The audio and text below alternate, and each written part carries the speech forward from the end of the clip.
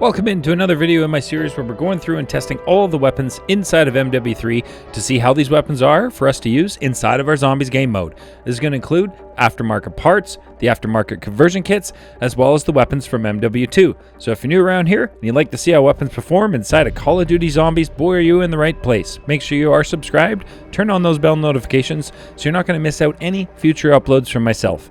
As well, down below in the description, you will find the link for my streams. I stream on Mondays and Thursdays, 6 p.m. Pacific, 9 p.m. Eastern Standard Time, and Saturday mornings at 9 a.m. Pacific Standard Time, noon Eastern. That does mean today is going to be a stream day, so hopefully some of you will pop on by. Now in today's video, before we dive into anything, another massive thank you to each and every one of you. The achievements this channel has been reaching this year have been through the roof. Just this morning, I received another email from YouTube saying that the channel has now crossed 650,000 channel views. Unbelievable. Unbelievable. Thank you so very much from the bottom of my heart for all of the ongoing support. It is truly unbelievable. Now, with the support I've been receiving and us smashing out the achievements like nothing, I definitely want to mention that as we reach our next goal on the channel, which is 7,000 subscribers, that will unlock our 5th Black Ops 6 giveaway, another Vault Edition on any platform of your choice. So again, make sure you are subscribed, commenting, and liking the videos on the channel for your best chance to get in for a Black Ops 6 Vault Edition giveaway. Now in today's video, we're going to dive in to one of the original zombie metas inside of MWZ. So today, we're going to take a look at the SMG, the WSP Swarm. We're going to be taking this through all 3 tiers, taking on bounty contracts all the way through. So hopefully by the end of today's video, you have a really good feel for how this SMG performs inside of your Zombies game. And at the end of the video, you should be able to make up your mind on whether or not this is going to be a viable weapon for you to be running inside of your Zombies game mode. So without further ado, let's dive into the WSP Swarm review video today.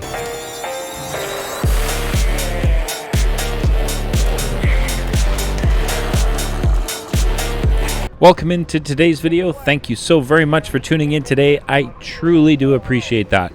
Now in today's video, we're going to be checking out something that I haven't used in a super long time, and it used to be the gun that just absolutely everybody ran inside of this game, which was the SMG, the WSP Swarm. So we're going to be taking a look at that one today. I got a cool blueprint combo camo on there, which is one of the event camo, so I think it's really cool. We're going to be looking to keep that on the weapon today for sure. Now when I spawn in here, if you're new to the channel, when I do my weapon testing videos, I put on all of my perks with no additions to the weapon whatsoever, aside from running Deadshot Daiquiri, as I like the extra critical damage that it does provide. And then we make our way over to pick up our first bounty contract of the day inside of Tier 1. Now we're looking to take on this Mimic contract at just white rarity with no additions to the weapon at all, just to see how this weapon performs at base against a bounty contract inside of Tier 1. And holy smokes, I was thoroughly impressed with this. This is absolutely unbelievable. The build I have for you today with the camo and the blueprint I have included in the video, so I've got you guys covered. But as you can see, unpack-a-punched, we have a 100-round magazine, which means when you pack-a-punch this, we will be up to 200 rounds in your magazine. Now you can use the aftermarket conversion kit for the WSP Swarms, which will make them dual wield for you, but I'm not a big fan of those, so I chose single today. Now, seeing how we performed in our first bounty contract, it was time to melee the pack-a-punch machine, wait for it to turn green before using it so we can keep the camo blueprint combination on our weapon for the rest of the run.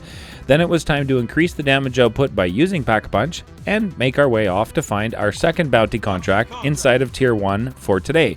Now, the only difference we have taken on this bounty contract is we are still white rarity, no tools and no ammo mods, but we are now pack-a-punched 1 inside of Tier 1. So I was kind of intrigued to see how this would perform against our bounty contract. Seeing that the first one at just white rarity, we were able to, complete that bounty contract in under 2 magazines, which was truly absolutely amazing. So we made it off and engaged our Mimic bounty contract here inside of Tier 1, being white rarity, only pack-a-punch, and that was phenomenal. absolutely phenomenal. Just over 100 rounds. I think it was about 100 rounds, and we were able to finish off that bounty contract inside of Tier 1 extremely easily. I was not stressed at all yet in this match at all. I was feeling really confident using this. The rate of fire on this is insane. It shoots so quickly, so you definitely want to kind of keep an eye on your ammo as you can run out. I did not have much of a struggle with the ammo in this run today, but I do know, just based on how fast the fire rate is on this, that you can definitely run out of ammo really quickly if you're not paying attention. And these final bounty contracts inside of Tier 1, being legendary, pack 1, and an ammo mod, you are incredibly overpowered. And you can see, like, we just evaporated that bounty contract in front of us, which was awesome. So, you know, I was feeling really confident. Time to dive into Tier 2, grab ourselves a bounty contract, and take this on without increasing any of the damage output, as I certainly didn't feel like there was going to be a need for it based on what I had seen throughout Tier 1. So we made off and picked up our bounty contract, which was the Disciple. Yay, Disciple! Inside of Tier 2, but I wanted to see how this would perform at range. It's an SMG, so the ideal range is definitely not to be as far away as I was there. But I mean, you can see as we move closer, the critical damage we're doing, pack 1 legendary inside of Tier 2 to a Disciple bounty contract, was substantial and definitely impressive to see, being pack 1 in Tier 2. So at this point, it's time to pull out my handy dandy pocket pack-a-punch machine, increase the damage output of this WSP Swarm to pack 2 legendary, and then make our way off and find our last bounty contract that we're going to be doing today inside of Tier 2, which was another Disciple. Thank you so very much, game. I really appreciate that. But as much as I dislike Disciples, I mean, at pack 2, this was a joke. We just absolutely destroyed that Disciple. No stress, none whatsoever. Got rid of it in less than 1 magazine inside of Tier 2. Definitely awesome damage output on the WSP Swarm.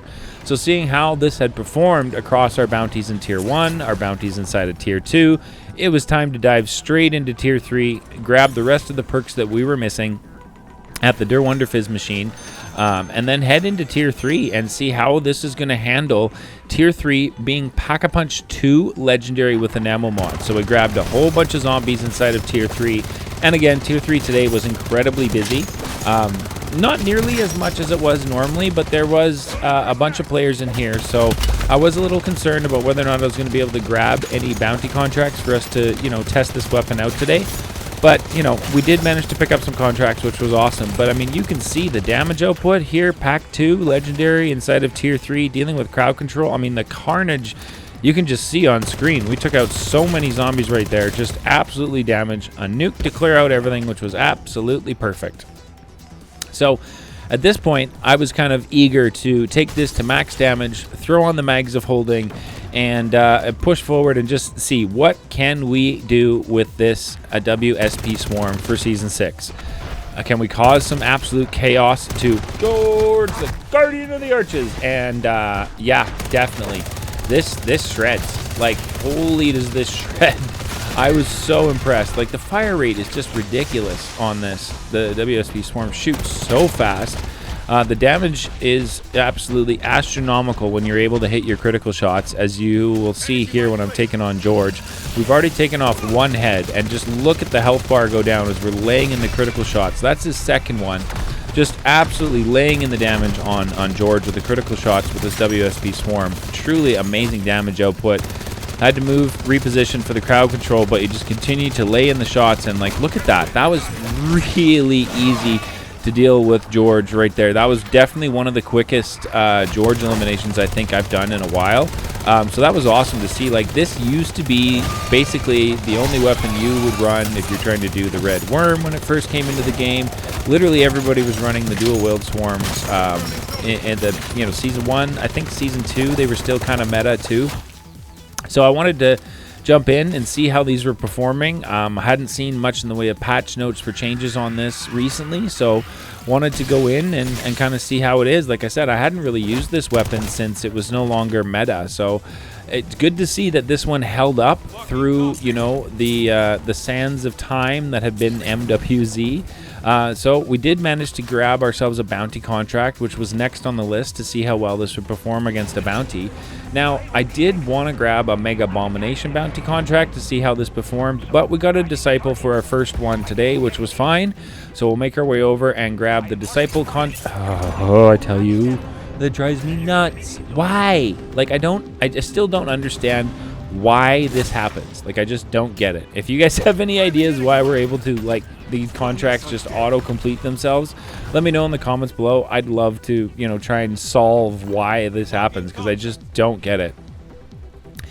Now, I was trying to grab contracts inside of Tier 3 to see, you know, what we could do in different scenarios. We had a bounty contract, the first one, which auto-completed itself, so that was really not much of a test. So I figured you grab a P&D, we'll grab an Outlast contract inside of Tier 3, see how well this WSP Swarm handles, you know, the massive crowd control, the HVTs, all the zombies that can come in while you're doing a P&D contract inside of Tier 3. And this weapon excels. It definitely excels. I was not having much of an issue just dishing out damage to anything in front of me at the end of the barrel. With 200 rounds in your magazine, you can shoot a ton before you're going to need to reload. I am running mags of holding, so I don't need to reload at all, but you know, even with the build I have at 200 rounds in your magazine, it's definitely going to be a viable option to run without mags of holding, 100%. Check the loot. There was nothing in there that I needed, so it was off to see if we can pick up another bounty contract and continue our chase to try and track down a Mega Abomination bounty contract today to show you how this weapon performs. And lo and behold, the game was cooperating today with me and gave me a Mega Abomination. Thank goodness. So it was time to make our way over and see how this performs against a Mega Abomination bounty contract. Now, when I did get over to engage our Mega Abomination bounty, I think somebody had taken off some of the damage, as I noticed he was only firing up 2 laser attacks. So, you know, thank you, whoever dished out some damage to my Mega Abomination bounty contract, as that was definitely a big help. But, I mean, you can see right here, we are just evaporating his health bar at the end of our barrel, just laying in the critical shots. Truly, truly remarkable damage on this WSP Swarm for Season 6. I definitely feel like this is going to be a very, very viable weapon for us all to use in MWZ going forward across all 3 tiers, definitely. And it was something that I would feel, you know, comfortable taking into a Dark Aether, especially with the amount of ammunition you can have in magazine, you know, at 200 Pack-a-Punched, or with mags of holding 800. Definitely enough ammunition in there, so that was awesome. We finished off that bounty contract. Then it was time to go off and grab another bounty contract inside of Tier 3, trying to make up for lost time for all these past videos that I've done, and I've not been able to grab bounty contracts inside of Tier 3. I was feeling super happy that there was contracts to grab inside of Tier 3 today, so I was definitely going to make sure that I was getting as many of them as I possibly could. We got another Mega Abomination bounty contract, which was absolutely awesome, because this one was the entire Mega Abomination bounty fight, and I wanted to show you just how quick and how viable the WSP Swarm SMG can be to deal with these inside of Tier 3. Like, just absolutely shredding the zombies, like no issue at all. Laying in the critical damage by the boatload on our Mega Abomination bounty contract here without really much stress at all. I'm not sure why he just decided to stand right there and just repeatedly laser me. I was more than happy to dish out the critical damage, as he was providing me the opportunity to do so. But again, like, that was just a stress-free Mega Abomination bounty contract inside of Tier 3 using the WSP Swarms. Then I heard our good friend George, the Guardian of the Arches, come back. George, what are you doing? This is not the day to be coming in twice and challenging me, my friend. This WSP Swarm will dish out a boatload of damage to you before you even know what happens. I was so lucky not to take it down right there. Oh my goodness. I thought I was going to die right there. So it's time to reposition, move our way over here to the pathway, and take advantage of George using our pathway so we can control his movement and, you know, the riffraff in the area. I wanted to make sure I was dishing out a bunch. Also, at this point, I was keeping an eye on my ammunition, as I was inside 200 rounds inside of the WSP Swarm left. And as you can see, the rate of fire that this gun shoots is absolutely nuts. It just shoots so incredibly fast We got down to about, what, 12 ammunition left, and then I was able to pick up some ammo from that zombie I killed. So that's definitely something I want to point out. Although there is 800 rounds, you will burn through them very, very quickly with the WSP Swarm. So just keep your eye open for ammo that the zombies are maybe dropping, or ammo caches that are nearby that you can keep in your mind, so that you're able to keep ammunition in your weapon. But I mean, the damage you can see, we've dished out an absolute boatload of damage to Zhorde, the Guardian of the Archers already. Took off another head right there. He's definitely crabby right now. He's calling in reinforcements. About to fire up his laser attack for me, which was going to be his fatal mistake, as we were able to finish off Zhorde, the Guardian of the Archers, the second time this match right there, again, without much stress at all. I was just feeling really confident using this. As you can see, I'm just continuing to push forward, grab more and more contracts inside of Tier 3 using this WSP Swarm. So definitely going to be a viable option, I feel, for all of us to be using. Now, the build that I have today was aimed towards the recoil reduction and damage output. So if you wanted to build the WSP Swarms for mobility, or possibly with an akimbo build, then let's work together in the comment section down below, so that we all have one amazing build to be using on the WSP Swarms inside of our games. Now, this last bounty we took on today inside of Tier 3 was a Mangler, and the fight with the Mangler, you know, was definitely overpowered. This gun is crazy strong. I was super happy to see the damage output with these Swarm, and then to get a legendary tool, that was awesome. And then I was like, hold on, what is happening? I threw 2 decoys. They've both expired. But why is there a whole crowd of zombies just standing in the turf right there? Like, what? I was, like, confused to the max right here. No idea what was going on. I moved closer, and they all came at me and engaged me, which gave me the perfect opportunity to show you just how this can melt. Like, everything inside of Tier 3 at the end of your bell.